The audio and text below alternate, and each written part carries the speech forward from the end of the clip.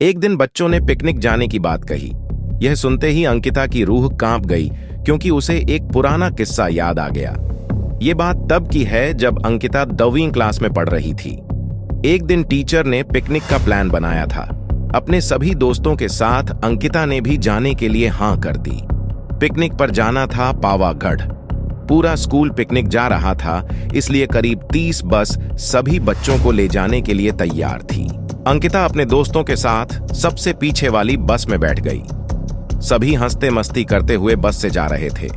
तभी कुछ दूर जंगल के पास पहुंचकर उसी बस से तेज आवाज आई। ये वक्त रात के करीब 1:30 बजे का था। ड्राइवर गाड़ी से बाहर निकला तो उसे पता चला कि टायर फट गया है। ड्राइवर ने सबसे कहा कि बस का टायर बदलने में करीब 2 घंटे लगेंगे, आप सब नीचे उतर जाइए, मैं इसे बदल देता हूँ। आप लोग पास के ढाबे में जा सकते हैं, वहां गर्म गर्म चाय पी लीजिए और मैं इस टायर को फटाफट बदलने की कोशिश करता हूँ। ड्राइवर की बात सुनकर सभी बस से उतर गए और पैदल चलते हुए पास के ढाबे में पहुंचे। वहां एक बूढ़ा व्यक्ति चाय बना रहा था। इतनी रात को ढाबा खुला हुआ और किसी इंसान को चाय बनाते देख सबको हैरानी हुई। उस बूढ़े इंसान ने कहा, आप सब चाय पी लीजिए, यहाँ अक्सर लोगों की गाड़ी खराब हो जाती है, इसलिए मैं भी अपना ढाबा हरदम खुला रखता हूँ। आप जैसे राहगीरों को कुछ मदद हो जाती है। उनकी बात सुनकर सबने चाय का ऑर्डर दे दिया। उन्होंने कुछ ही देर में सबके लिए चाय बनाकर मेज पर रख दी। चाय पीते हुए अंकिता की आंखें एकदम ढाबे की छत की तरफ गईं। वहां अंकिता ने एक औरत को सफेद रंग की साड़ी में खुले बाल लहराते हुए देखा। कुछ देर बाद वो जोर जोर से हंसने लगी। भले ही हंसने की आवाज किसी को सुनाई नहीं दे रही थी, लेकिन अंकिता ने उसे मुंह खोलकर हंसते हुए देखा था।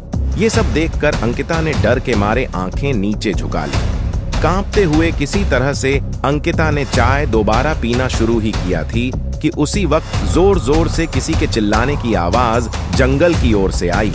ढाबे में बैठे हुए सभी बच्चे और टीचर उस आवाज को सुनकर डर गए। सबको डरा हुआ देखकर उस बूढ़े इंसान ने कहा कि मैं देखकर आता हूँ, क्या हुआ है, आप लोग यहीं बैठे रहो। इतना कहकर वो आवाज की तरफ बढ़ गया। तभी एक लड़की को खून की उल्टी लगातार होने लगी। उसको देखकर सबकी हालत और खराब हो गई। उसी समय एक टीचर ने कहा कि तुम सब आग जलाओ और उसके बगल में बैठ जाओ। सबने मिलकर आग जलाई और गोल घेरा करके बैठ गए। टीचर ने सख्त लहजे में सबसे कह दिया कि अकेले कोई कहीं नहीं जाएगा। वैसे भी सब इतना डरे हुए थे कि अकेले कहीं जाने की हिम्मत हो नहीं रही थी। आग के पास बैठे बैठे 3 बज गए। तब कहीं जाकर वो बूढ़ा इंसान जंगल से लौट कर आया। उसने सबकी तरफ देखा और कहा कि उस चीख को सब भूल जाना, नहीं तो जीना मुश्किल हो जाएगा। इतना कहकर वो ढाबे के अंदर चला गया।